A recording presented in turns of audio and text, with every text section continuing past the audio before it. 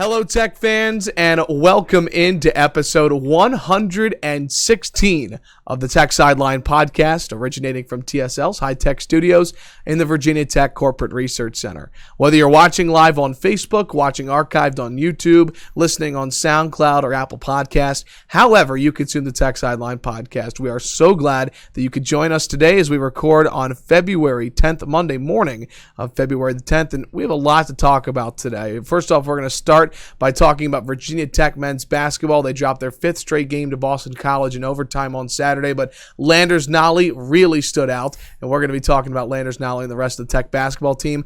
Virginia Tech women's basketball is now in fourth place of the ACC, and they are in the projected field of the NCAA tournament. We'll be talking a little bit about Virginia Tech women's basketball, but the majority of our time today will be spent talking about Virginia Tech football and Justin Fuente's press conference from last week. We'll be talking about the transfer portal, scholarships on roster, and at the end of the podcast, are we really going to be talking about the XFL? That's right, we will. A couple of former Hokies playing in the XFL. That's all coming up on episode 116 of the Tech Sideline Podcast, which is brought to you each and every week by the Fisher Law Firm, Virginia's trusted DUI and traffic defense firm, dedicated to defending individuals charged with traffic-related offenses. From their office in Blacksburg, they are able to serve the entire Commonwealth of Virginia. Whether you were charged with driving under the influence or speeding, the Fisher Law Firm realizes that each case is important to the client.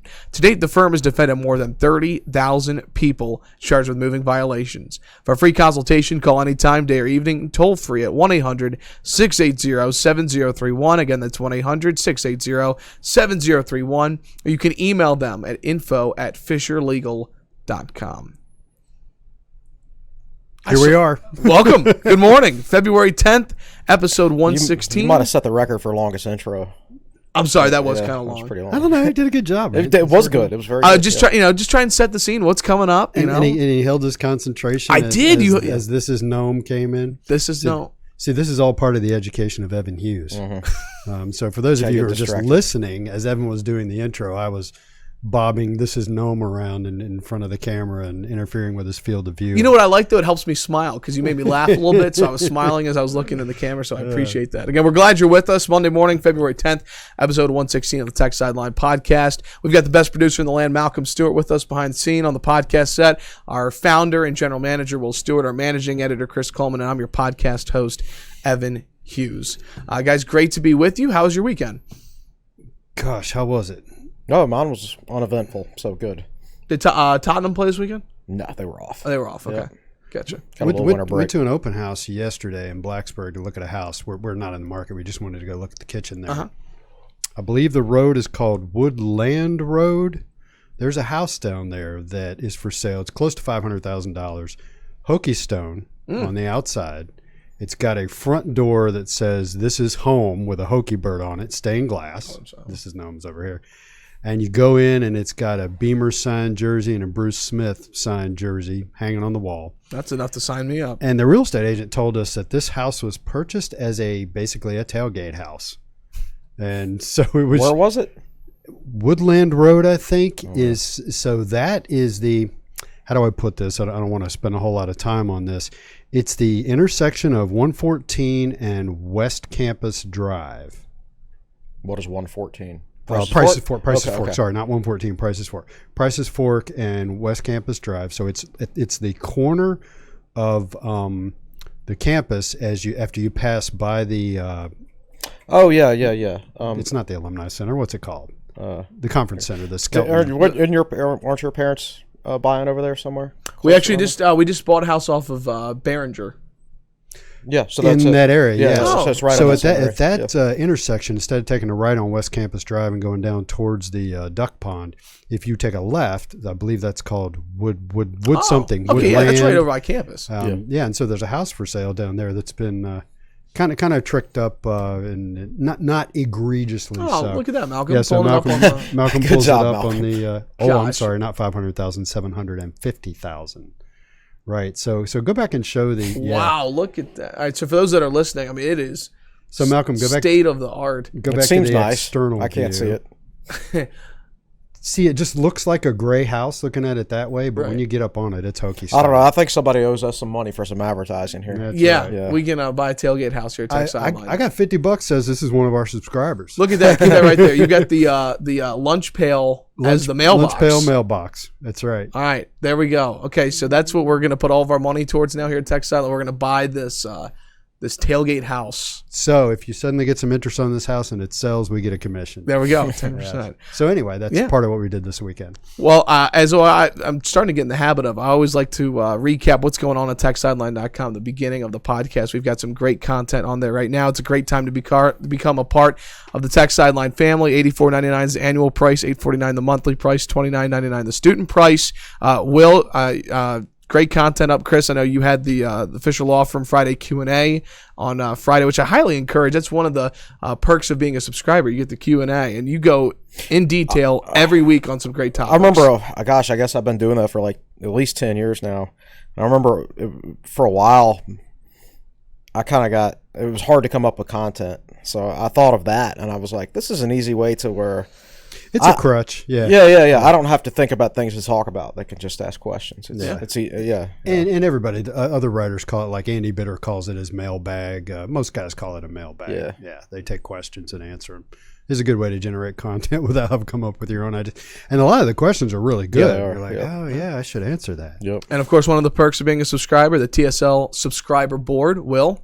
Yes. We have many years ago, the free board was more active than the subscriber board, and that has changed. As social media has sucked the people off of the free board, the subscriber board has stayed pretty active. So if you're not a subscriber and you're looking at the free football board and you're going, why would I subscribe to this mess?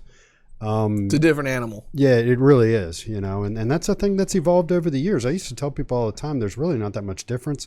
Well, there is now. A huge difference. Yeah, it's we'll just leave it at that. Yeah, $84.99 the annual price, $8.49 the monthly price, $29.99 the student price. It's a great time to become part of the Tech Sideline family. Make sure you're following us on social media, Facebook, Instagram, and Twitter, all at Tech Sideline. All right, let's go ahead and jump into our first topic of the day. We're going to start on the hardwood. Virginia Tech men's basketball looked to snap a 4-game losing streak on Saturday, hosting Boston College. It was close. It was entertaining, but the Hokies fall 77-73 in overtime despite a strong performance from freshman Landers Nolly, who recorded a double-double, scoring 29 points. Will, I'll start with you. What has happened to Virginia Tech over the last 2 weeks in the middle of this 5-game losing streak? Biggest thing is they're not shooting as well. And everybody says, well, the other teams have figured out to zone them and extend their defense out because Tech really isn't adept at driving in the middle, et cetera, et cetera. We've talked about all that. But it's also true that when they're getting good looks, they're not making them like they were earlier. And they can't get more than one or two guys to shoot well from behind the three-point line. So you look at that Boston College game. Boston College is a 30% three-point shooting team. They shot 38%. They made some tough ones as the shot some clock of the was winding shots down. they tossed in were pretty impressive. Virginia Tech, I don't know their team stat from three-point range. It's probably still 35% plus. They shot something like 30%. Well, they started off hot. Yeah. And I got that they were shooting 62% from the field for a good chunk of the first half. Yeah, they were up 22-12, and you thought finally these guys are going to have a good game. Mm-hmm. And Tech shot 43% from the field, 53% in the first half. Yeah. So, you can get bogged down in all the details, but I remember one moment of the game. This was in overtime when Tech went up 73-70, and at some point and then gave up 7 straight points in overtime to lose 77-73. But at one point in overtime, Boston College made a three-pointer and Tech came down and missed a three-pointer. And it's a 45-minute game. It doesn't come down to 2 shots. You can cherry pick any 2 shots. But to me, that's just kind of a symptom of what's going on. BC made a play and Tech didn't. And that's kind of been, except for the North Carolina game, that's been the theme. Yeah, it's not, with the exception of the Georgia Tech game, it's not like Tech hasn't been competitive in this 5-game losing streak. They've been in all those games. They lost by 11 to Florida State, and Florida State is a top 10 team. Yeah, they're a really good team. But Tech, could have conceivably won those other games. Could have won either one of the BC games for sure. Miami. They led probably 70% of both of those BC games combined and ended up losing both of them. So, it's not like they've hit the wall to the point where they're getting run off the court. Yeah. That they did against Georgia Tech, but other than that, they've been competitive. I bet if you did the math, that 80% of Virginia Tech's minutes are being played by 6 freshmen and a 6'5" center. Yep. Right? And that's where we are. With the other 20% of the minutes being played by Beatty and Wilkins. And that's just the way it is. If Virginia Tech had a normal team with sophomores and juniors and maybe 1 or 2 seniors, and we played a team that was playing 6 freshmen and a 6'5" center for 30 minutes, yep, we would expect to smash that team. Yeah. Right. Would we not? I mean, there's a reason this team was picked to finish next to last. It's because teams that are made up, that are composed of players the type that Virginia Tech has right now, normally don't do well in ACC play. So I think this team won some games early, and that elevated the expectations of the fan base, and to an unreasonable level to a certain extent. They're a victim of their own. Yeah. Guilty as charged. Yeah, and I really wanted Tech to do well on everything, but I didn't want to be that guy who said in an article or on television, for lack of a better word, that I didn't think they were that good, because I didn't think they were that good. Yeah. But you sound like a jerk if you say that when they're 14-5, sure. Right? I don't know. They're still playing better than I thought they would all year, even when they're losing. Even at 14-10. Yeah, I just did not think this team would be very good, and honestly, they're not very good. But they've gotten the most out of their ability, I think. And again, go back to what Leonard Hamilton said after the Florida State game. He said teams are taking Virginia Tech seriously now. Yeah. He said Florida State won that game because Florida State was focused, and basically implied that maybe earlier in the season, Florida State wouldn't have been so focused on Virginia Tech. So I think it's just so many different factors, and I feel like we had this exact same conversation last week. We're probably going to have the exact same conversation next week. I don't think anything's going to change between now and the end of the season. I mean, Tech will win a couple more games, I think, but I don't think the overall conversation changes. Yeah, so Evan asked us before we went on the air, he's like, really, what can we say that's different? And I said, one of the things you can say is different is that Landers Nolly, 29 points, 11 rebounds, 12 of 22 from the field. I've been tracking this lately. That's the first time he's shot over 50% since the BYU game in November. Wow. Yeah, I want to say something and that's great. I want to say something like 7 out of his 6 of his last 8 games maybe or so have been below 40%. They've been pretty hideous. I mean, yeah, they've been terrible, quite frankly. But again, that's why I was disappointed to lose that one because of how well he played. Yeah, that was a shame. Yeah. Yeah, because he hadn't been playing well recently, and then he finally comes out of his shell, plays a really good game, and Tech still loses. And he is still, so when they start getting mired in these losing streaks, you start watching the body language and the chemistry and those sorts of things. And those are all still good to me. Yeah. They're playing is hard. Passing off. He's not being selfish. As a matter of fact, I leaned over to my buddy at one point in the game Saturday. I don't remember when. And Nolly passed up a shot to somebody. I don't remember who missed it. I think it was a layup, and they missed it. And I said, dude, you're Landers Nolly, and you're thinking to yourself, why did I pass that ball? Oh, I know. But he does. He's you know. I'm fine with where they are. I think they're still playing hard and everything like that. They've probably hit a wall mentally as far as learning the system and everything like that. They've got some guys playing in roles that they otherwise wouldn't be playing. Like PJ Horn, he's playing 30 minutes a game as a 6'5" center. He should be playing 12 to 15 minutes a game as a backup power forward. There was somebody on the boards yesterday complaining about his energy level and everything like that, and it's like, well, if he was in his proper role as a backup power forward, if the guy he was going up against was 6'7" instead of 6'11", yeah. And he could come in for 12 to 15 minutes a game and be the energy guy off the bench, that's his ideal role. Yeah. But instead, he's got to go for 30 minutes against dudes way bigger than him, and it's tough to conserve your energy for spurts. Yeah. Like as you could if you were coming off the bench. So I just think in that role, he's by necessity he's being played out of position. Maybe that's different next year with Aluma and with Ojiako. I do want to talk a little bit about Ojiako because I had a thought, and I'm sure some Tech fans have had the same thought. Real quick, Ojiako playing 6 minutes on Saturday against Boston How many College. fouls did he pick up in those 6 minutes? He had 2 fouls. They were very quick too. Yeah. I found myself thinking, because scouts, I've had multiple scouts say that he's got a chance to be a really good player, that he might be the most talented player on the team. Like as far as NBA chances, he's got a better chance of the NBA long term than Nolly. Mm-hmm. Mike Young has said he's got a chance to be a great player and all that stuff. So I found myself in the Boston College game sitting there watching him, and I'm like, this guy really hasn't developed since the start of the season.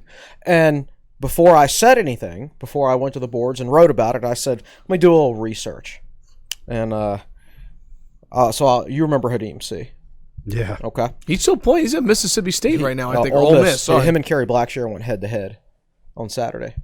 Isn't Hadim C like 40 years old now? Hey, I think he's a redshirt junior. Wow. Okay. All right, Richard Jr. The point I'm making here. Would you have ever expected Hadim C to make 3-pointers in college basketball games from what you remember of him? Yeah, he just didn't look like he was going anywhere to me. Right. Well, guess what? He makes 3-pointers for Ole Miss. Would you ever have guessed Hadim C would be above a 70% free throw shooter? Remember, he is 90 years old. He's been playing a lot of basketball. Well, my point being is he looked like he had no skill at all when he was a young player at Tech, right? Hey. He's a 9.5 point, 6 rebound a game guy for Ole Miss now. Wow. Ole Miss. I think I said Did I say Mississippi State? No, you said Ole Miss. Okay, I said right. Mississippi State. I must. Yeah. One of those schools, but anyway, The Egg Bowl. big guys in basketball, they're kind of like offensive linemen. They might take longer to develop. So the Ojiako you see right now might resemble the Hadim C that you saw as a freshman at Tech, but remember how much he has clearly developed. Unfortunately, not at Virginia Tech. It's come somewhere else. I thought he was completely flat at Tech. I didn't think he developed at all. See, yeah. In the brief time he was here. Well, and you're right. Like by the end of that first year, I was like, I don't know what Buzz sees in this guy. It just doesn't look like he has much potential.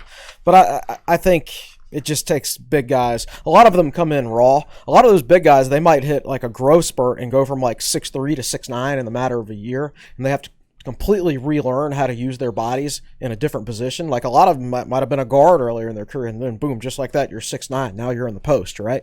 Not to mention that this is a Nigerian kid who only started playing basketball like 2 years ago. Yep, 2 or 3 years ago. So I know that wasn't on the agenda today, but Saying be patient? I'm saying be patient. It's a shame he had to play it all this year.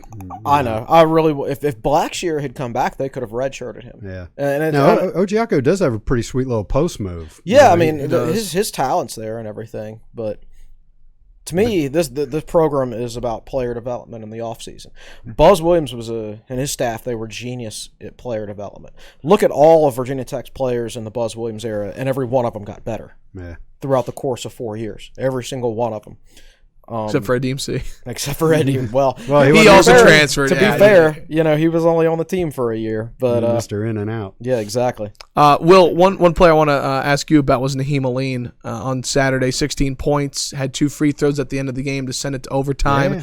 Yeah. It felt like he had kind of hit a little bit of a wall at the beginning of ACC play, but over the last 2-3 weeks or so, he's turned into a serious scoring threat for Virginia Tech. Yeah, he had it going on early, and it's a shame they couldn't keep that going, because in the final analysis they basically had Nolly, and that was about it. I don't remember anybody else who was playing particularly well. Aline played well, shot well. I don't know about playing well, shot well. Started off shooting well. Yeah, didn't shoot as well in the second half. Yeah. He's one of those guys who kind of gets streaky, I think. Yeah, like he'll got a 5-minute stretch where he goes off and then doesn't do a lot the rest of the game. For a while, but that'll get better as he gets older, we hope. Yeah. And then, Chris, one question I want to ask you about. You look at the box score from this game, and maybe this is just me looking at the pure numbers, but I did find it interesting because we've talked a lot about the depth and the ability to bring in guys off the bench for this team. The 5 starters of Nolly, Aline, Radford, Beatty, and Horn all logged over 30 minutes. Mm-hmm. And then the bench, Cone, 16, Wilkins, 12, Couture, 15. Any reason for the short bench that Mike Young went with on Saturday? Any reason that Horn, Beatty, Radford, Aline, Nolly all play over 30, but then the closest is Cone with 16? Most college coaches will only play about 7 or 8 guys. Yeah. When Tech plays 9, I think the norm is probably 8.5. if I had to guess, for college rotation. I was looking at this thing, and Cone might have. I was surprised he didn't get more than 16 minutes. Yeah, I think with Cone, it kind of depends on the matchup. The thing you have to think about with regards to Cone is when Cone and Horn are on the court at the same time, then you've got the shortest guard in the country and the shortest center on the country on the court at the exact same time. Yeah, I would say in the ACC. We don't know about the country. I would say the country. 350 teams. I mean, combined together. You telling me there isn't a Shanta Rogers out there running around for somebody? I'm telling you, there's no other 6'5" center. Do you get that reference? No, I have no idea who that is. I'm sorry. I was trying to help the cause here and laugh. But combined with a 6'5" center? I know. I hear you. Yeah. That combo, So that's just a difficult thing to combine together, I think. I like both of those guys. I just think, Virginia Tech, they call you see them how they play defense. They collapse down in the paint because it's tough for him to guard guys who are 5 inches taller than him, and it leaves a lot of wide open 3-pointers. So when you play Cone and Horn at the same time, you double down on your shortness, I guess. So I don't know. I guess I'm not too surprised. It's varied from a game by game basis. I wish Ojiako was to the point where he could play a little more and Horn didn't have to play 30-plus minutes per game. Ojiako is just a big defensive liability. Oh, yeah.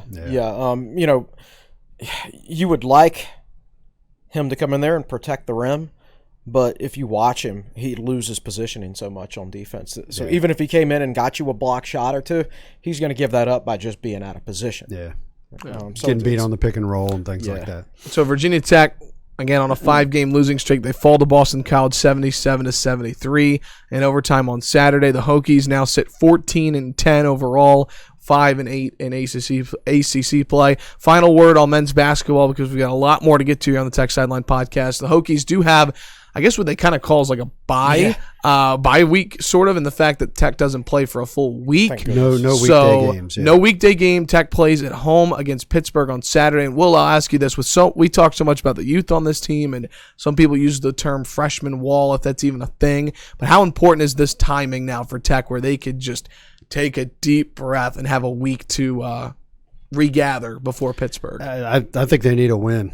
And I'm not talking about for the fan base. We all get it, but these guys, they're playing hard, and they got really close the other day. I think they need a win, so it's important.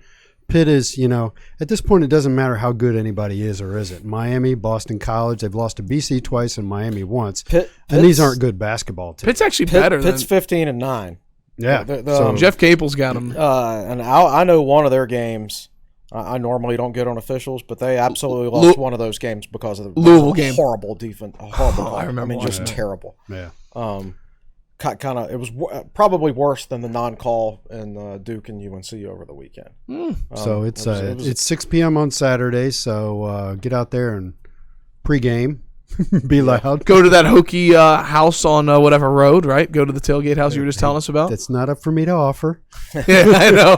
Although the agent that was doing the open house did say that they had an open house tailgate last fall. She said we had it catered. There were a lot of people here having a lot of fun. Let's give them a call and see if they'll do it for basketball season. Never know. So again, the Hokies play Pittsburgh on Saturday. Quickly, want to transition. Stay on the hardwood, men's basketball to women's basketball. We're going to talk about football here in just a moment, but Virginia Tech women's basketball putting together a pretty strong campaign under Coach Kenny Brooks in his 4th season. Virginia Tech goes on the road, knocks off North Carolina on Sunday. They sweep the Tar Heels. They beat them earlier in January inside of Castle Coliseum, and this is a team that's now, again, tied for 4th in ACC right now. They are in the projected NCAA tournament field. They're 7-5 in ACC play. That is the most wins by a Virginia Tech women's basketball team since entering the ACC in 2004. Wow. Overall or in the league? In the league. Really? 7 is the most? Yeah. And there's still a bunch of games to go. They're 17-6 overall, 7-5 in the league. Again, the most league wins since joining the conference. And I want to say they're back there at the beginning, though. It was only a 14-game schedule, and now it's an 18-game schedule. Yeah, they're not 20 like the men. I want to say they were 6-8. So my DVR automatically records the women's basketball games if they're on. So what I do is I speed through the first 3 quarters and kind of keep track of the score. And Tech led most of the way, and then I watch the 4th quarter. And that's a big win because UNC was a notch above them in the standings, and that knocked them down below and put Tech up in fourth. UNC was horrendous in the fourth quarter. They had 3 points in like the first 8 minutes of the fourth quarter, So that helped. And I don't know how much of that was Tech's defense or whatever, but yeah, so we've gotten a little bit of a hard time. I've gotten a couple of emails and things like that. Hey, why aren't you covering women's basketball this year? All right, I'll be honest about it, because the pattern in recent years was do great out of conference and then get stomped in conference. Well, start off like last year. What, they start off like 0-7? 0-7 and then finish 6-10. And like 5 or 6 of those games, they were leading in the fourth quarter. Right. One of them, they were leading by like 15 or 16. It was the UVA game. At UVA, they were up, I think, almost 20. Right, and lost. Yeah, and so that 7-5 ACC record includes a collapse against Syracuse where they led by something like 16 points in the third quarter. So I've just been a little gun shy covering them until, and people aren't going to like this, and until they've shown that this is just another one of those. Right. And it doesn't appear to be. I think they're past that point. So, yeah, we got to hit up Jake Lyman and Corey Van Dyke and get them to do an update, because I think it's time to engage and pay attention. And we were talking about it before Christmas, and then Christmas break happened, and they were gone for a month. And yeah. But, and then Fuente Beller, blah blah blah. Right. Yeah. Exactly. Yeah. No. So I mean, but I will say, if you've never watched this team before, Tech women's basketball, I highly encourage you to watch them, because they play an exciting brand of basketball. I mean, they love to shoot the 3 ball. They are quick in transition. They play a high tempo, up tempo offense, and I mean, I think that this team can make a little. I mean, Louisville and NC State, it's a really good ACC conference, but this team's good. They get hot in the NCAA tournament, which I think they're going to make it. I mean, they've got some players. And Kenny Brooks, you look at his recruiting class he brought in this year, Elizabeth Kitley, a top 50 freshman center, and then next year what he's got coming in. I mean, he's recruiting at a high level. So I'm excited for them. I think that they've got a really good team this year. I like Kitley in the post. They came back from a commercial at one point yesterday, and they'd put together a highlight package of her post moves. And you see one move, you see another, you see another, you see another. I was like, wow, that's a long highlight package.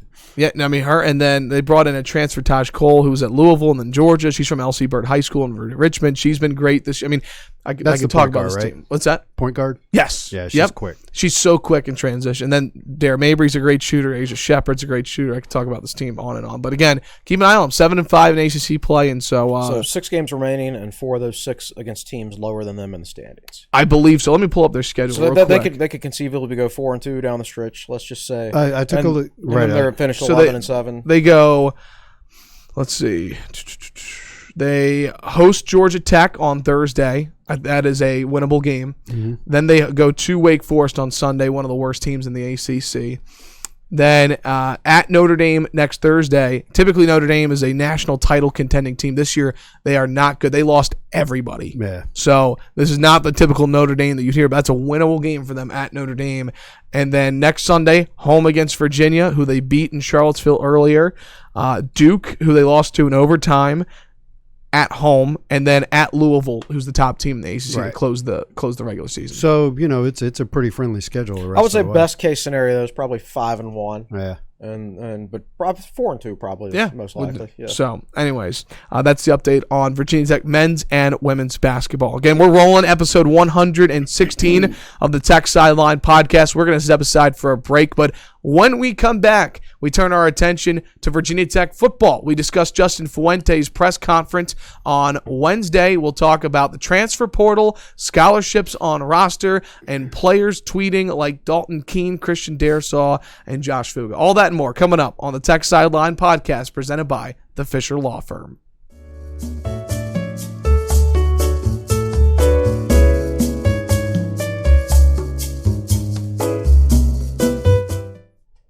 Welcome back into the Tech Sideline Podcast, presented by the Fisher Law Firm. We're so glad you're with us as we record on Monday morning, February 10th, episode 116 of the Tech Sideline Podcast. We've got Malcolm Stewart, Will Stewart, Chris Coleman, Evan Hughes along with you on the Tech Sideline Podcast. Transitioning now, talking about Virginia Tech basketball to discussing Virginia Tech football. And last Wednesday was the National Signing Day period in February press conference that is annually done by coaches, and it was the first time that Virginia Tech coach Justin Fuente addressed the media following the flirtation. Is that a word? Dalliance. I call it a dalliance. A dalliance. I like that dalliance word. with Baylor. A dalliance with Baylor. It was the first time that he publicly spoke to the media.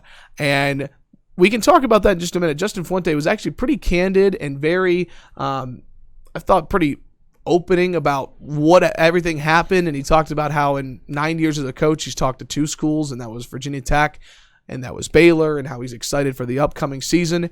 But that was not the story of the press conference. We can talk about that in a minute. I'm going to take you through an exchange that happened during the press conference, and we're going to get Will and Chris's thoughts on this. In regards to the transfer portal, it did make national headlines, but I want to make sure we get the quotes from Fuente and the questions from the press conference. So, question to Fuente in the press conference on Wednesday. Quote, with any of the kids who have entered the transfer portal, have any of them decided to return? Fuente, quote, we're not doing that. We've talked about it. We'll take all of them on a case-by-case basis, but we're moving forward. Oh, hang on. That's not the full quote. Here's what I've got. No, we're not doing that, Fuente said. We talked about that. We talked about it as a team. We talked about Hendon and Deshaun last year and how that was me not doing a job educating them. We'll take all of them on a case-by-case basis, but we're moving forward. Thank you. So that's a full quote. Sorry. And then a follow-up question was, quote, when you say you're not doing that, you mean you're not taking any of them back? Fuente, quote, correct. Correct. So let me jump in here, and then I know Chris has some things to say too.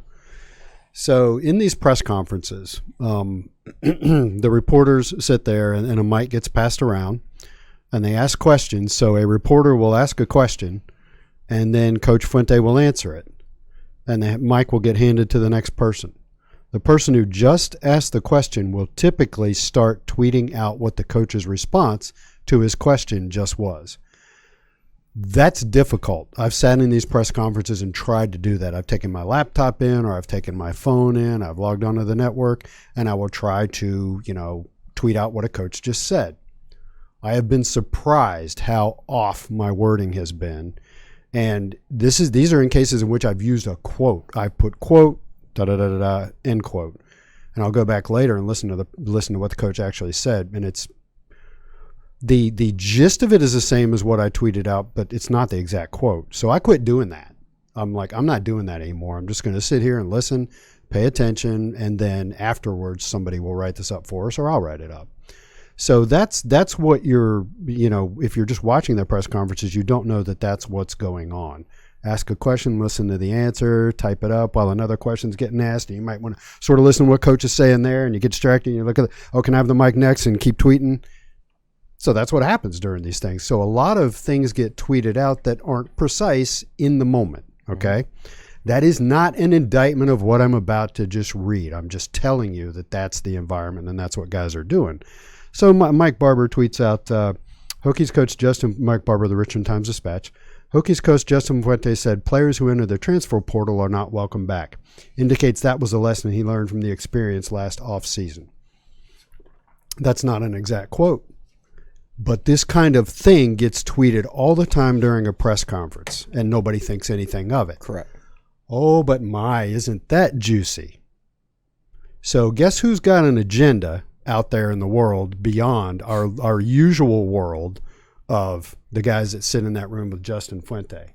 Somebody sniffed that out over at ESPN. Mm-hmm.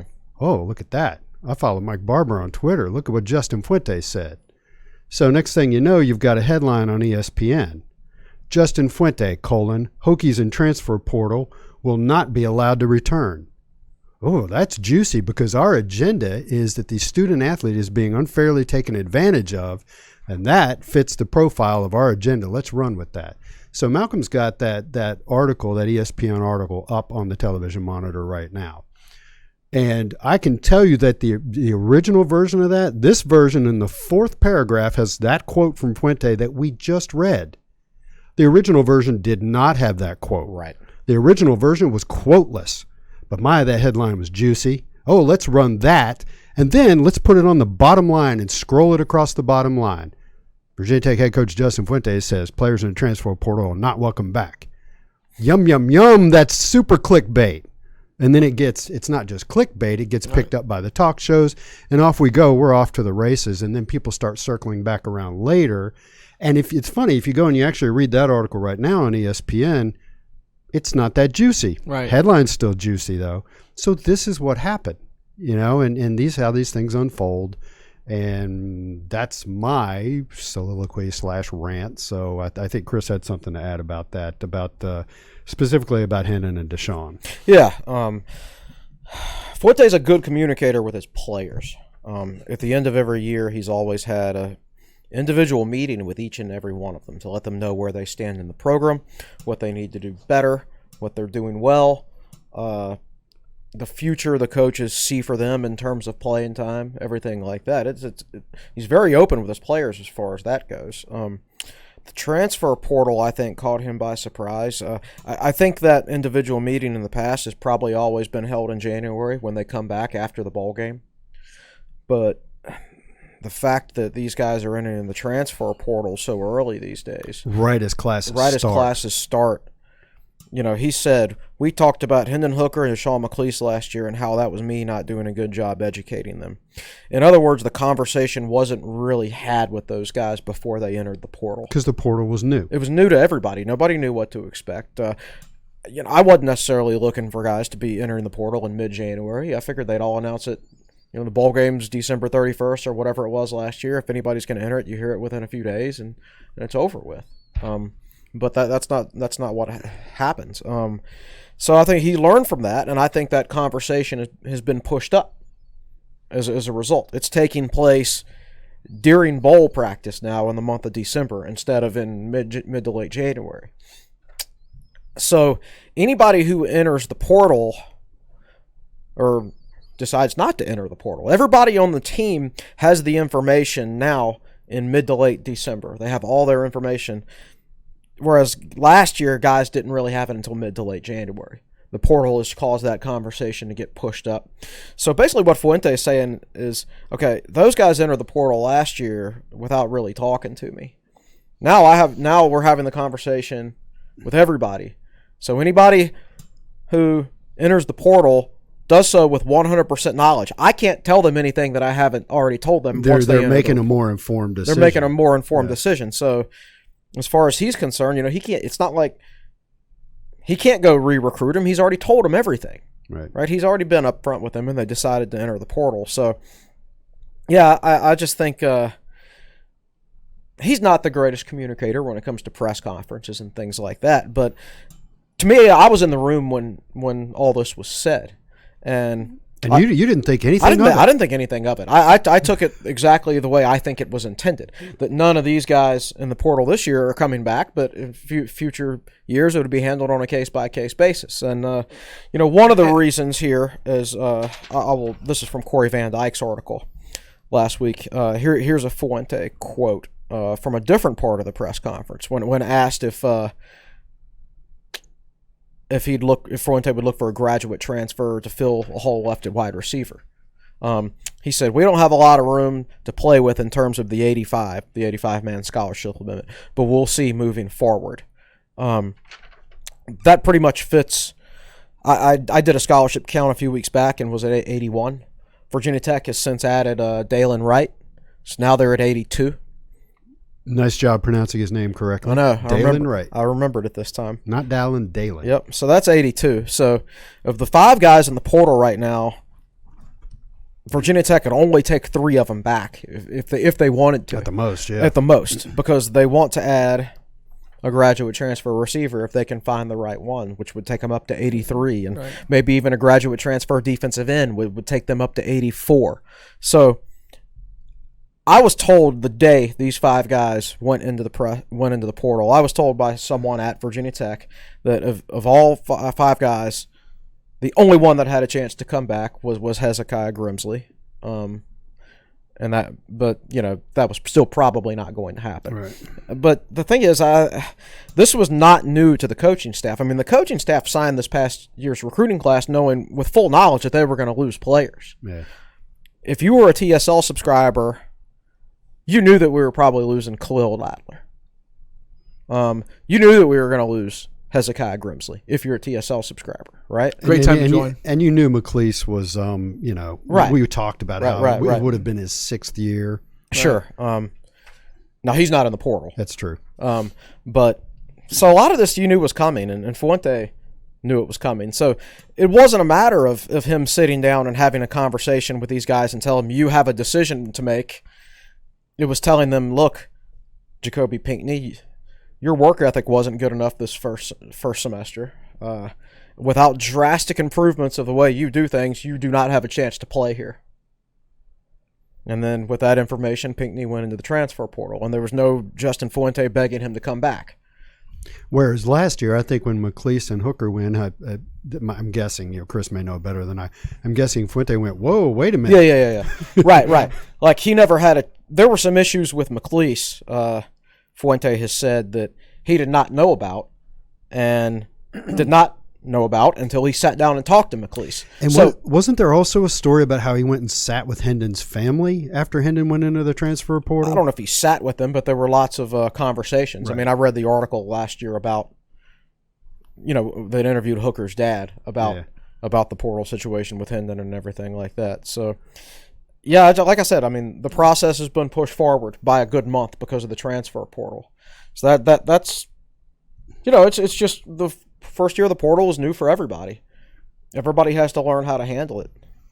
Yeah. And again, I missed that part in the middle, which was such an important quote, just about him talking to Hendon and McLeese, and the case-by-case basis was a big part of that whole quote that I think really got overlooked. He did say it is going to be a case-by-case basis, but we're moving forward. I just think it's a simple case of a national organization, again, with an agenda, seeing that tweet roll across and just jumping on it. Yeah. And I was, so thinking about this too, his first press conference, like we were talking about since the whole Baylor thing, it was certainly your thoughts on this happening, given it, the first time he was speaking after the Baylor situation and now this. It just felt like it was tough. It could have been and he handled the Baylor questions really well, it felt like. Yeah, I don't know that I have any real thoughts there other than, when you take the fact that he talked to Baylor and was allowed, quote unquote, to come back to Virginia Tech, but he's not allowing his players to come back out of the portal. It's juicy, man. They just jumped on it. It all goes hand in hand, and everybody, it's funny because we've talked about this before at Tech Sideline, not to be too emphatic about it. We don't really give a crap about being first about anything, but that still drives a lot of larger media organizations. Being the first to say something. I remember reading a quote from a media member one time, and I think it centered on an NFL story, and it was a newspaper reporter who had been the first to reveal a huge story regarding a player. And he said something like, there's nothing more gratifying than coming into the next day and seeing everybody chase the story that you came up with. Beating his chest about, oh, look what I started.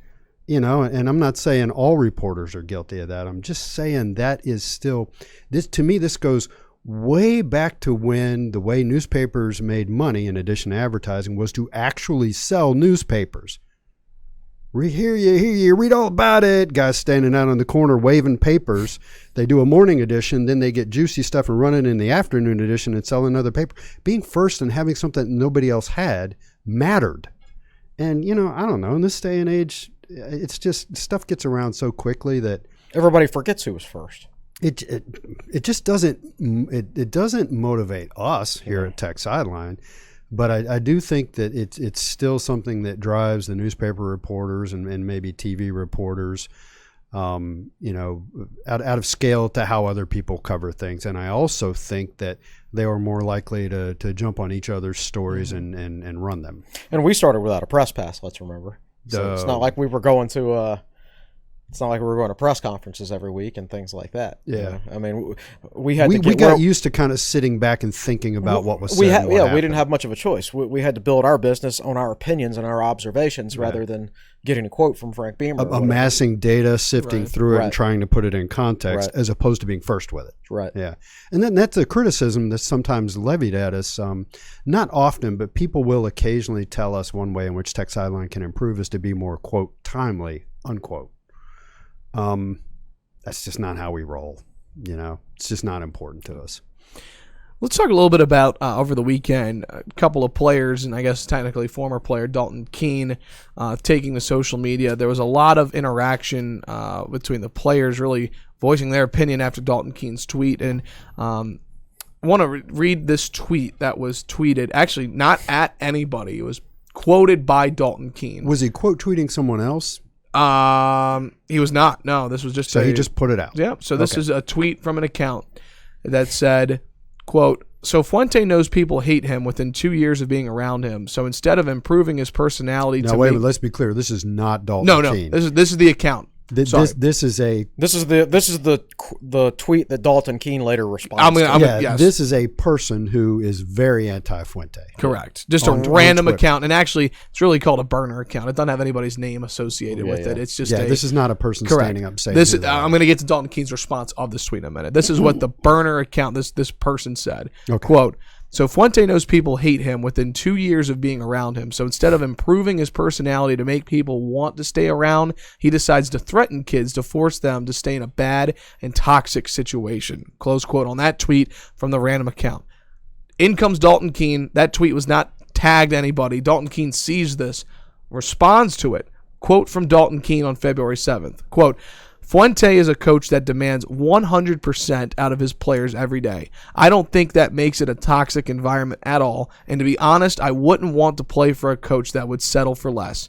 If you're not 100% in, then get 100% out of the program," close quote. So I guess that settles the question of whether Dalton Keene's leaving from the NFL because he's mad at Fuente. Right. Doesn't sound like it. Yeah, and Christian Darrisaw responded to Dalton Keene and said, "Thank you, DK," with 2 exclamation points. Right. And then Josh Fuga put this out there. He said, quote, "The way y'all talk out y'all neck is funny, but gotta be the dumbest things I read. I'ma just stay out of it," with a laughing emoji, close quote. Oh, that actually wasn't the quote that I read. Oh, okay, never mind. All right, maybe he had another one where, in a response to the original. Here it is. I'm sorry, you're right. I'm sorry, he did say that. I'm assuming that is a part of it. Funny. I'm glad you read it. He quoted the same tweet from that burner account and said, quote, "It is a player's choice to enter the portal. If they enter, that means, all caps, they don't want to be here."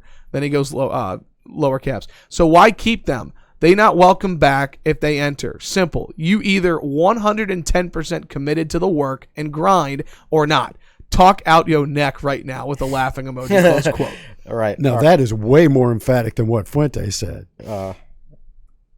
Just your thoughts seeing the players over the weekend on social media? First of all, 2 of those guys, Darrisaw was definitely the best player on offense this past year. You could make a strong argument that Keene was the second best player. So when you have your best players on the team backing up the head coach, that's a good thing. Yeah. Right. And the guys that are transferring are, generally speaking, transferring because they're not playing. And anybody who's played sports before, in any organized setting, always knows that there's players on the team who feels wronged by the coaching staff. Every team in existence in the history of the world has always had at least 1 or 2 guys on the team that feels wronged. Oh yeah. For whatever reason. Now it's more in football because you're dealing. There's more guys. There's more players. There's 85 scholarship players and 20 walk-ons. Right. Exactly. 10 or 11 coaches, and so when you got that many people in one organization, not everybody's going to see eye to eye. But it's important that the best players on the team be behind the head coach, and just on that limited sample size that we see, that's very much the case here. So I'm good with it, and I've always thought that culture was more important to Virginia Tech than recruiting rankings. What's more important? Like Virginia Tech's program will never be based around 5-star and 4-star recruits. the foundation of this program, and like most programs, is going to be 3-star recruits. So which means culture is important. You can't have guys who aren't bought in. And if a guy isn't bought in, if he's complaining about his playing time, and I wouldn't waste 1 second trying to talk him into coming back, unless I thought he was a really young player who was making a mistake, I thought had a really good long-term future. But like Ladler, we heard during this past season that Ladler was upset about his playing time, and he told the coaches about it this past season. And the coaches were basically like, "You're behind Chamari Connor, who's a good player, a better player in our eyes. And a younger player, right? Yes. Yeah. So Connor is our guy over you. Your future is as a backup and as a key special teams contributor." And by the way, everyone will always remember the 2 plays you made against UNC. Right, You'll have right. your chances. Right, of course. Now, so for Ladler, that wasn't good enough. He wants more playing time, so he's leaving. If I'm Fuente, I'm not trying to talk him into staying, because if you talk him into staying and he comes back, and you could lie to him and say, "Oh, we got a new defensive scheme this year. We think you're a great fit and you got a great chance to start." So let me give you an example, and this is silly and personal. It's not silly, but it's personal. So Malcolm played 3 years of AAU ball. Okay. All right, Malcolm. Now the team, he was AAU basketball. Now the team he was on was 13 kids. And he was about the 11th or 12th best player. Congratulations, Malcolm. So you weren't last. Come on, Will. that's just dad facts. Come on. Now, hey, the flip side of that is I watched him play rec ball one year, and over the course of the first game and a half of the season, he scored his team's first 22 points before some other kid finally scored. Radford is really deep in talent. So seriously, Radford basketball. So Right. so Malcolm was a very good rec league player, but he was that kid on the AAU team who is good for practicing. And I told him, I said, even if you don't play, you're gonna get good practice against good players, and basketball would become a lifelong thing for you. And I'm not wrong about that, am I, Malcolm? No, I see he still plays pickup ball today. So anyway, he plays the first year, and he doesn't get off the bench much. He plays the second year, he doesn't get off the bench much. So then a different coach comes up to me the next year and says, "Hey, we're thinking about putting Malcolm on the AAU team." And I looked at that coach and I said, "Here's the deal. He's been on 2 AAU teams, and he's barely played at all. We've done a lot of traveling and invested a lot of time. If you want him on your team, I got to know that he's going to play and make it worth our while." And the coach said, "I will play him." Well, what do you think happened? So I thought of that when Chris said, if you talk him into staying and then you don't play him and he's still unhappy, et cetera, et cetera. It creates a toxic I am not saying Malcolm was a locker room cancer. Right. He was fine. But it's one of those things where, at the end of September, you're sitting in the locker room and the player's like, "Man, Fuente told me I was going to play this year and I'm not playing." And players start complaining in the locker room. It gets toxic and things like that. You don't want that to happen. So, yeah, you don't re-recruit them. You don't try to talk them into staying. You be honest with them. Say, "Look, you're going to play like 8 to 10 snaps a game, if that, on defense, and we're going to play you a lot on special teams, and that's it." Well, I think it also probably goes to show, even though I don't know this for a fact, but Fuente being a player's coach, I think Fuente probably wants the best for his guys. Wouldn't he rather go see them succeed if they know they're not going to? You know what I mean? Like he cares about his guys. I think I'm sure he cares about Khalil Ladler, Hezekiah Grimsley. I'm sure he would love to have. Well, he certainly would love Grimsley back. He's made it very clear how he feels about Grimsley throughout the years. I'm sure he would love to have the depth, maybe one or two of those guys. Because you might need that guy in a 6 overtime game. You never know. But at the same time, it's not. You can have an unhappy player if he's really, really good and dominant, right? But what's the point of having unhappy backups? Yeah. Good point. It just doesn't make any sense. I'm also going through Twitter right now, and on February 7th, again, that was Friday? Today's the 10th? Yeah. Trey Turner, quote, "Everybody on the outside want to talk about VT in the offseason," with a laughing emoji. "Learned this lesson in January of 2018, close quote, with an emoji. I think he meant January of 2019. Yeah, I think he did, yeah. Yeah, but So, one thing I do want to bring up, though, is going back to the tweet from Dalton Keene about you're either 100% in it with this program and 100%, or you're 100% out. I mean, to me, it brings up an interesting conversation because I feel like the Tech fan base as a whole is just kind of all over the place when it comes to Justin Fuente, to be totally candid. And my question is, you look at what he's done and you look at how the players care about Justin Fuente. There's no doubt the players that are in Justin Fuente's corner, you see him on social media. Why doesn't the fan base as a whole just see that, the players, rally behind he's Justin the next Fuente? coach after Frank Beamer. And he's just... To me, it just brings up a big argument. And he's not... I think he's good in the locker room with the players as far as like you could see pictures like of his emotions after big wins this past year, and I think it's him talking to a player one-on-one or in a team meeting is just so much different than when has a camera in front of him. It's all about the camera, man. I've sat in his office before, me and one other person, with a Justin Fuente interview. Fuente not behind the lectern, but sitting on a couch while I'm sitting on a couch and the other guy's sitting in a chair, kind of like this, kind of like we're all talking right now. And it was fine. Yeah. Perfectly normal. If our fan base had seen that, they would like the guy. He was perfectly normal. Had his cowboy boots on, man. He was a human being. But when you put 15 people in there and behind the lectern in a formal setting, he's not as good. And that's what the fan base. Most people aren't. Right. It's not his personality. Some people are what I call hams. They like being in front of people. Right. And in a sense performing. Some people don't. Yeah. And he's one of those guys, and that's part of it. He's not good at the mass communication. Let's not sit here and act like other coaches don't make these same mistakes. We just don't pay any attention because it's not our coach. Now it's our coach, so we pay attention. Dabo Swinney, all this stuff he said this past year about how college players shouldn't be paid. That's juicy on the recruiting trail. I'm sure ESPN turned that into a headline. Sure, I'm sure probably. So if you're Alabama and you're recruiting against Clemson, you can be like, oh, we none of us can pay you legally, but their coach doesn't even want you to get yours. Yeah. Clemson's coach doesn't think you deserve it. Didn't slow them down. Right. Five stars in the 2020 right. class. And that's why I don't think this will hurt Tech. I personally don't think it's going to happen. And I've said on the boards, people are like, well, who cares? This will blow over. And I said, no, it'll live for a year or two on the recruiting trail. I'm probably being overly dramatic, and I should probably just shut up about that. Again, this was all from the press conference on Wednesday, Justin Fuente in the media. Still staying with Virginia Tech football. Our last topic before we get to questions on Facebook Live. Be sure to start dropping those now. Malcolm, we'll get to them. We do have to talk about the XFL, which, by the way, I figured out for the two of us who our NFL teams will probably never win a Super Bowl for quite some time. I think we just pick the best XFL team. We cheer for them. And we'll be happy in some regard with football. So. I got to be a bandwagon fan. Wait and see who's winning. So real quick.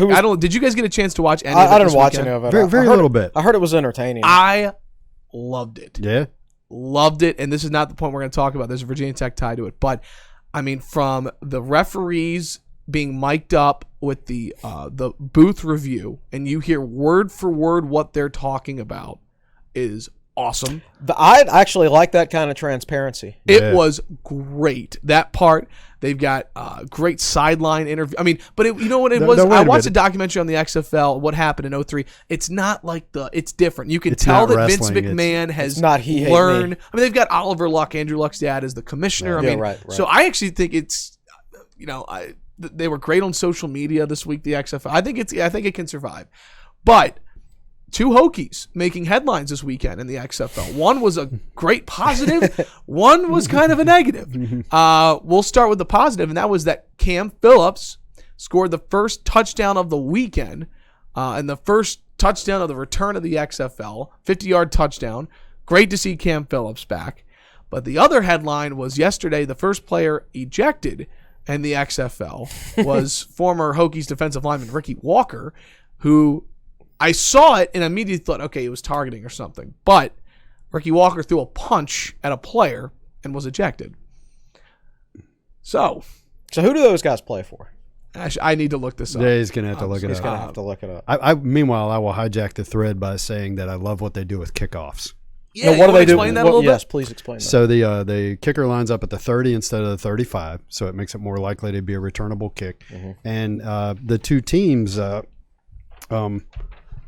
the kicker's at his 30, and the two teams line up at the other end of the field at about the 30 or 35-yard line. I'm not sure where it is, but they line up along lines, and they're right in front of each other. So there's none of this running downfield for 30 and 40 yards before your first collision. And you don't start until the guy catches it? Correct. Yeah, here we go. Malcolm, Yeah, look at you. You are Johnny So on the he's spot. on it. So what he's showing on the TV is a kickoff.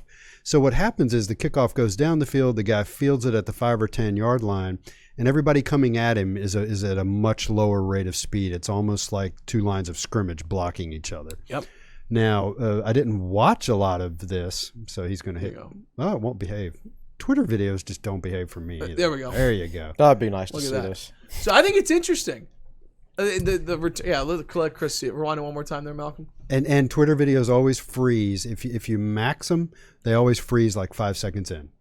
And that's what's happening. So for those listening right now who can't see it again, it's so anyway, so the kick goes down the field, the guy starts to return it, and these two lines of players who are literally just 20 yards in front of him. Number one, it gets rid of the high speed collisions. Number two, I think it makes a return more likely because the players are more spread out. correct. So it'll be interesting to see what happens as far as how many kickoffs result in returns for touchdowns. So there will be some interesting strategies and X's and O's that develop out of this as time goes by. I think it's cool. I think the NFL should do it that way. So Cam Phillips plays for the Houston Roughnecks of the XFL. Those are oil rig workers. They call them roughnecks. Yeah, and they've got the very similar logo to the Houston Oilers, formerly of the NFL. Very nice. similar logo. And then Ricky Walker, who, by the way, it is confirmed, he is the first player in XFL history, going back to the 1 year of it, No to kidding. ever be ejected in the XFL. But he plays for the Tampa Bay Vipers. So you've got some interesting. I can tell, but you've got Bob Stoops coaching the Dallas team. Landry Bob Stoops? Yeah, he came out of retirement to coach. Well, he doesn't have to recruit. He's got Landry Jones as his quarterback, who he played for at Oklahoma in 2013 and 12. You've got a couple of other interesting connections. Names: former Giants offensive coordinators, coach of the Giants team. Cardale Jones is the quarterback of the DC team. Of course, Hokie fans remember him playing in Lane Stadium. It's so interesting to see guys like Stoops. He's now coaching the XFL. And the least stressful part of his job at Oklahoma was coaching football. But dealing with 118 to 22-year-old kids and having to recruit them, and the things you have to do to recruit these days, are what pushed him out of college. He's just their coach. Somebody told John Beilein, on paper, it made no sense for him to go to college to the NBA, right? From Michigan to the NBA. That guy's a college coach, not an NBA coach. He told somebody that I know that the reason he left was because he was tired of dealing with the, quote, BS in recruiting. Yeah. In other words, the parents and the handlers. The AAUs and all that stuff.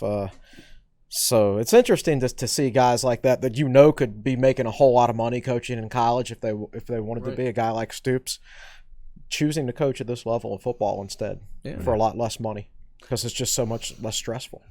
So the question is, A, will you guys watch the XFL this coming weekend for week 2? And B, just thoughts again on Cam Phillips getting another shot and hopefully Ricky Walker coming back. I think Phillips is one of their top picks in the XFL draft. He was. Which is no surprise because he was a fringe guy in the NFL. He's played a little bit for the Bills.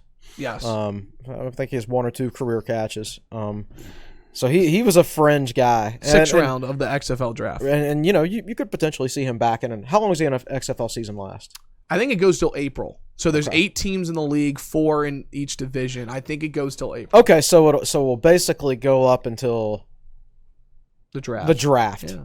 And then the As draft a will matter end of and fact, mini camps will start. I think I remember their playoffs either start the day after the draft or they have their championship game the day before or after the draft. Okay. So it's right around that time. Right. And then whenever they're done, mini camps start up.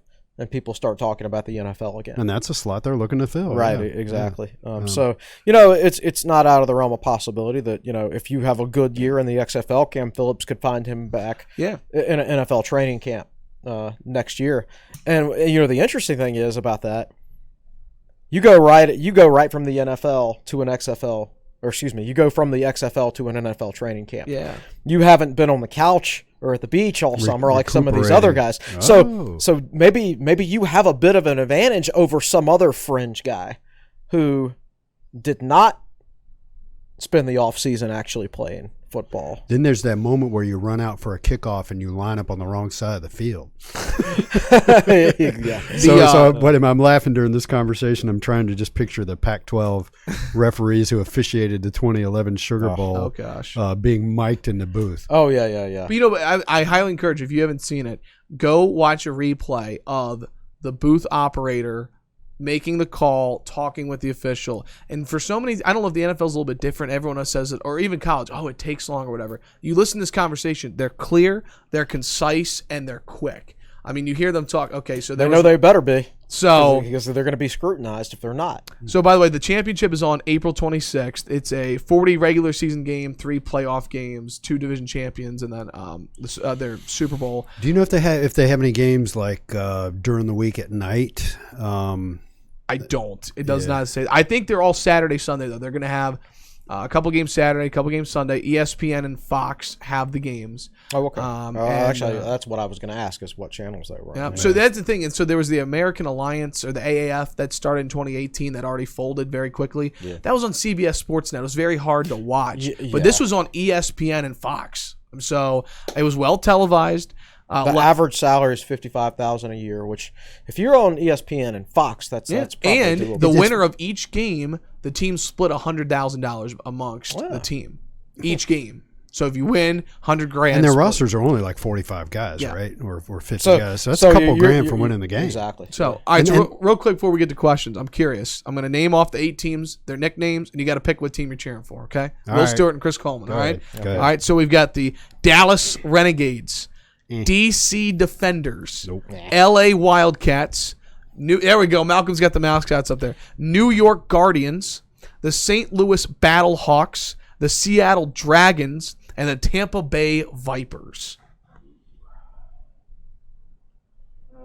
Dead air. And the Houston Roughnecks. I do like that Roughnecks and throw back to the Oilers. That's nice. Wildcats does nothing for me. There's too many of those.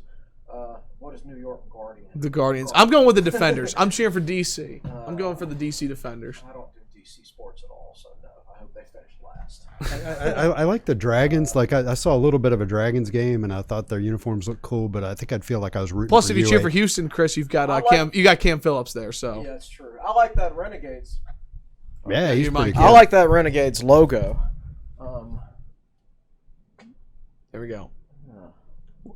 I don't know. I'll go Renegades. I'm undecided. Well, the Renegades logo reminds me of Red Dead Redemption.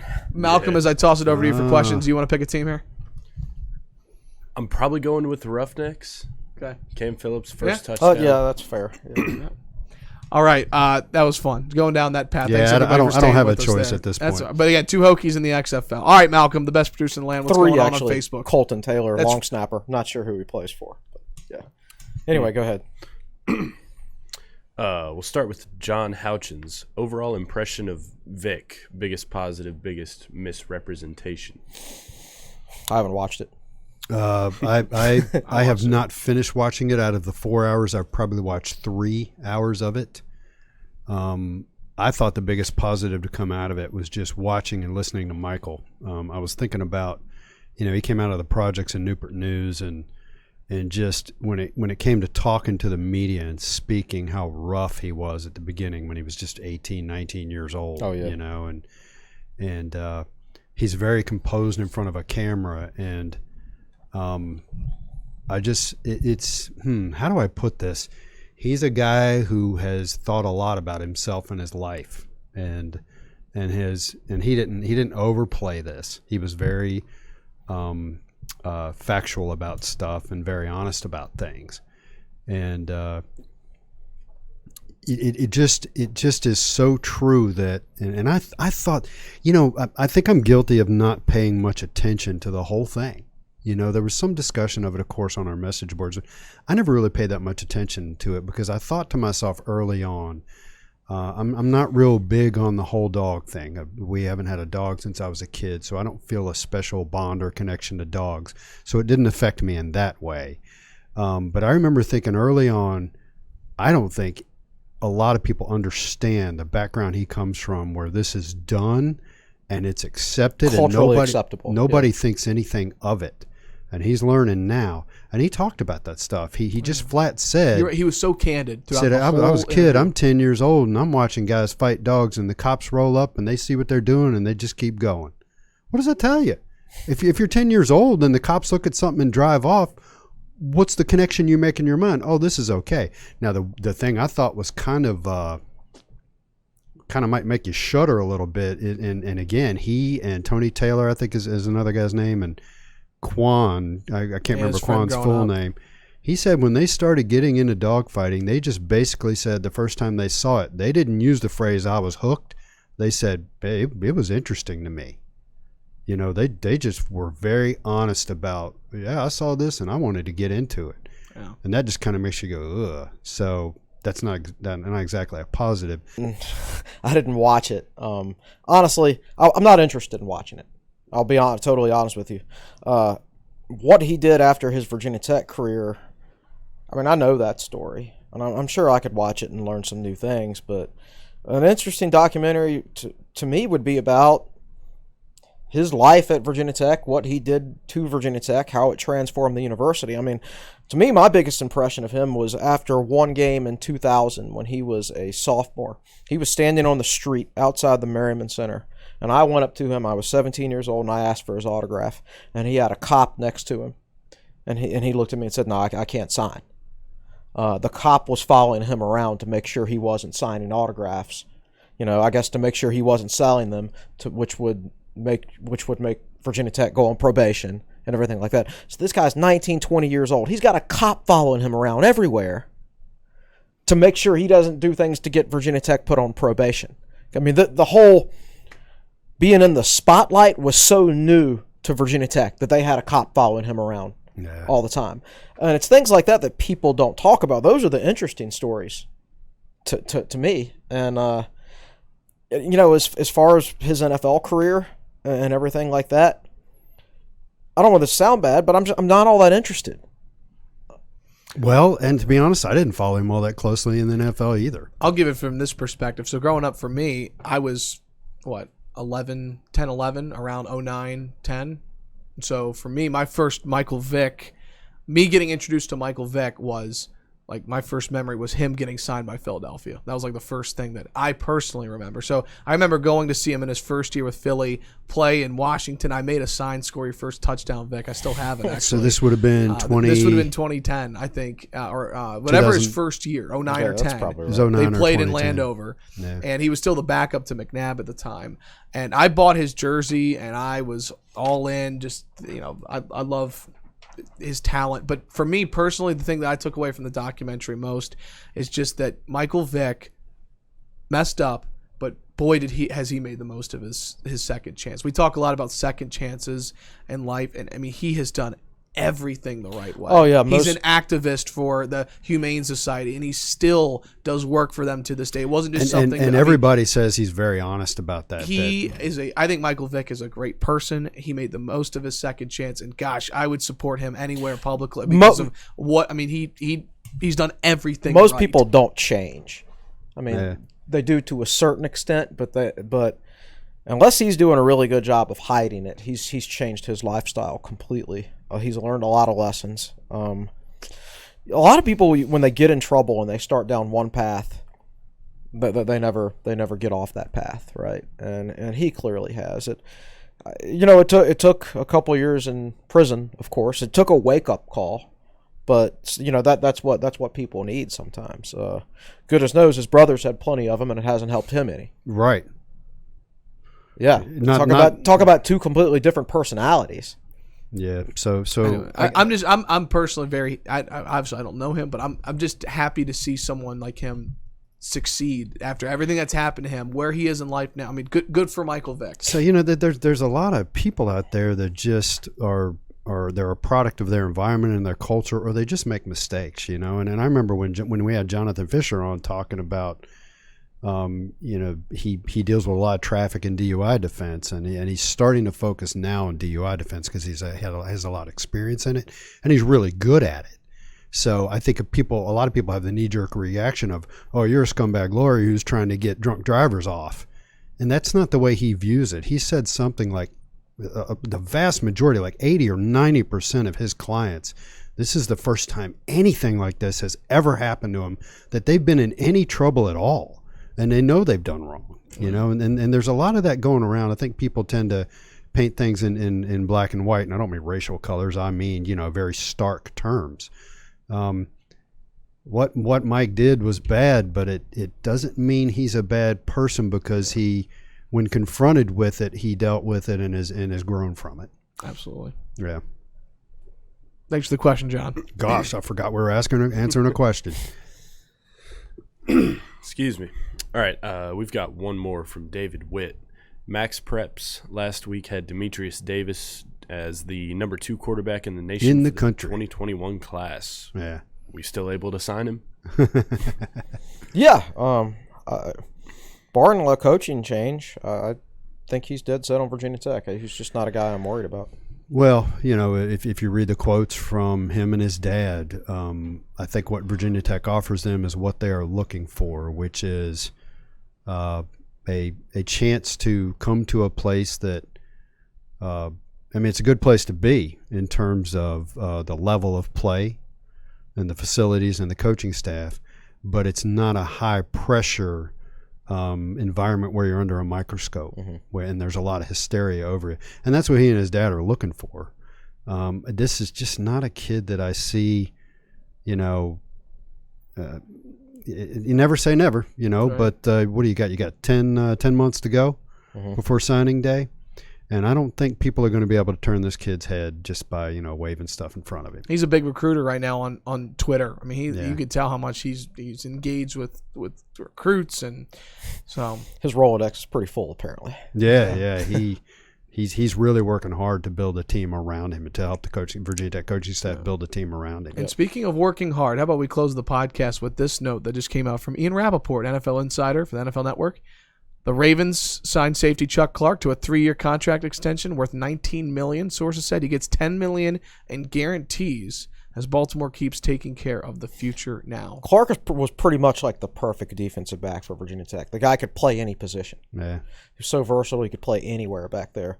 I don't know how much corner he played, but I remember one spring he was a full-time corner and was great. But generally, you know, he was a rover, nickelback, free safety. But his versatility, man, there have been very few Chuck Clarks, in my opinion, that could play so many different spots in the secondary. He might be like the most unique defensive back in Tech history, and he's not an exceptional athlete or anything like that. Obviously, he's a good enough athlete. You have to have a certain level of athleticism to play in the NFL, but his football IQ and his intelligence are hard to match.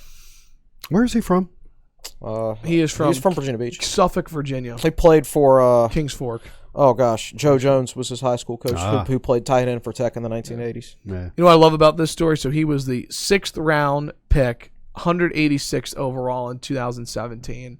Worked his way up, big contract extension. And personally, for me, as a younger Hokie who doesn't know a lot of the past, I always remember him as the interception of Matt Johns to secure the win for Tech against UVA and the bowl game for Frank Beamer in his final season. Yeah, that was Chuck, wasn't it? Chuck Clark. That's how I'll always remember him. So cool to see him get that contract extension. All right, that's going to do it here for the Tech Sideline Podcast, episode 116 on Monday, February 10th. A lot of great topics discussed today. And as we always do, closing the podcast, Chris Coleman, best managing editor in the land. It's coming up on TSL this week. You know, I haven't had a chance to look at my day planner yet. I know there's no midweek basketball game, thank goodness. I'll do a basketball article at some point, most likely. Continue my scouting reports, and I think I've got a couple other things written down. I just don't remember what they are yet. Gotcha. It is early on Monday. Will, anything coming up for you this week? No, I haven't had a chance to think about it either. You know, I know I've got some I've got boring stuff that doesn't affect content that I need to work on. So that's it. There we go. All right, reminder to follow us on social media. We're at Tech Sideline on Twitter, Facebook, and Instagram. If you're watching on YouTube, be sure to like and subscribe. It is much appreciated. All right, that's going to do it for episode 116 of the Tech Sideline Podcast. Thanks so much for listening in. For the best producer in the land, Malcolm Stewart, behind the scenes on our podcast set, our managing editor, Chris Coleman, our founder and general manager, Will Stewart. I'm your podcast host, Evan Hughes, saying so long. Thanks so much for listening and watching. This has been episode 116 of the Tech Sideline Podcast, brought to you by the Fisher Law Firm.